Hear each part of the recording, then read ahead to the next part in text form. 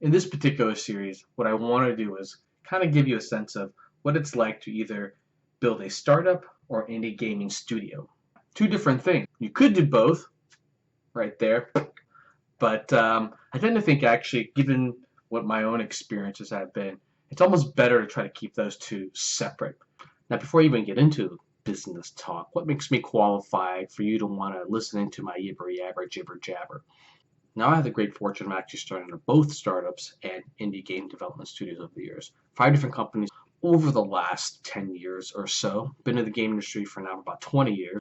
In the past, I kind of thought an indie studio and a startup were really kind of one and the same. After all, right? Small company growing from nothing to trying to build something big. But I think the distinctions actually are pretty important now. So I thought it'd be useful for me to at least shed some light into what I learned over the years, what worked and what didn't, and hopefully this is helpful for you. I really kind of want to take a look at why we get into the business of creating, right? Something drives us to want to put code and art together and mush it up till something comes out that looks like a game. Sometimes it's a very personal reason why you create, and other times it's all because of money. Now, for most of you, that's probably some combination of the two. That can kind of create a bit of a blurry line of which side you lean on. Hopefully, this will help clarify a little bit in terms of which way you lean. Now, most people form an indie gaming development studio because there's something very personal about what they want to create, right? It's an idea, it's an expression of themselves, perhaps it's even like a diary of their own lives. Perhaps there's a statement they want to make and they have to get it out there and share it with the world. It could also be very niche as a result of that. A game that perhaps may have no scale in terms of sales, may reach a very limited audience, and that's perfectly okay with you. At the end of the day, right, the whole point is as long as you can make money to sustain your habit or perhaps even profession, then all the power to you. However, you shouldn't think of it as something that needs to scale to become a big startup. When the idea comes from within, one of the benefits is that you kind of create your own pace. Come up with the idea, how you want to come up with it, work on it whenever you want to work on it, find different kind of people that you enjoy working with on it. In many ways, putting the business implications secondary towards just trying to make sure the company does well enough till the next product. Now, doesn't mean you can't think of good ideas and big ideas. However, I think that when you're looking for something like creative freedom, the ability to kind of tell your own stories, then you do need to be cautious about trying to position yourself as a startup. Now, a startup, at least in the definition of what you see in Silicon Valley, has a very different purpose. Teams oftentimes form because of an idea that they have that they want to use to solve a very specific problem. Perhaps there's a market opportunity that's hot that no one else is tapping into, or perhaps you see something growing that is untapped. The point is that it allows you to think about what the problem is first and then form the right team to solve that problem. Makes choices around who you hire very different. But it also means that when you get around to the nuts and bolts of it, which is what if the problem you're solving doesn't exist? What if it's been difficult to actually prove? In a startup, you have to constantly think about what is it that you needed to pivot to allow you to get into the right position to grow the company. Because inevitably, most startups are funded, supported by investors who expect you to not only tap into a big opportunity, but tap into a really big opportunity. Right? We're talking about like a time tens return in their investment, which means that you can't just come up with any old idea. It has to be an idea of scale. They give you a better idea of whether or not you should build a startup or any game development studio. Let's say I have a game idea that I've always wanted to make.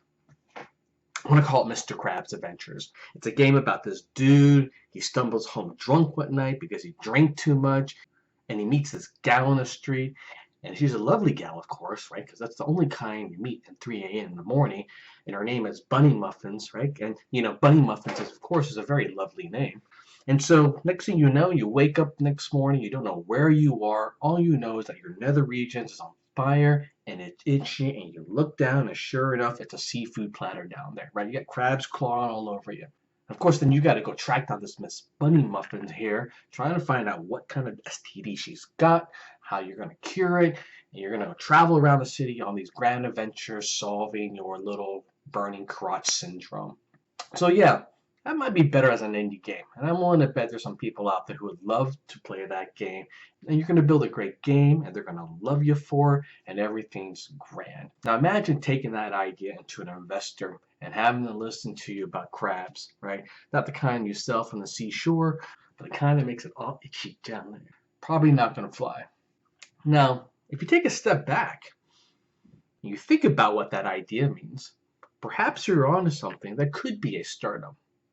Perhaps you realize that the mobile gaming market is changing, that it used to be all about casual gamers, but now you have a lot of these core gamers who have really advanced phones and big phones, and they want some games that play great and take advantage of that latest hardware. So now you have these group of guys who want to play games on the go and expect a core experience, and they're mature. Right, they're 35 years and plus, and you see some data that says this market for mature gamers on mobile is exploding 20% every single year. And they're upset on the fact that the only kind of games they can play is Candy Crush or Bejeweled. Well, now you might be onto a startup opportunity, because now you can frame this in a way that says, hey, you know what, I'm going to go after this mature gaming market, and the kind of games we make is not for kids, and they're going to love it. And this particular segment of the market spends 3 times more than the average mobile gamer, and they want it on the go because as you travel around the city, it's synced up with your GPS, and they can interact with the different sort of things they see around their city. Now, suddenly, what you have here is a really interesting potential market opportunity, and perhaps the game that you've been thinking about can be reframed to solve that. At that point, the investor's thinking less about like what the game idea is, but they're thinking about the fact that no one else is tackling this market. You seem to have a good understanding of it, and you have a good team to tackle it, and it's growing and it's big one day. That's when you think about building a startup.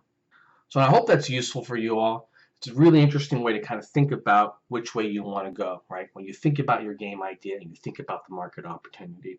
And if you can't reconcile those two, it's always better just go for one versus the other, because trying to do both suggests a lot of work in terms of all the paperwork and structure and investments that you need to acquire to run a startup, versus as an indie studio, you're really trying to like keep yourself true to your idea and to your market and to your fans. It doesn't have to be both. It can be, but it doesn't have to be. So hope that's useful in this first part of the series. Next time I'm going to go into something else a little bit different. Peace out, guys. It's John Master Lee here, signing out.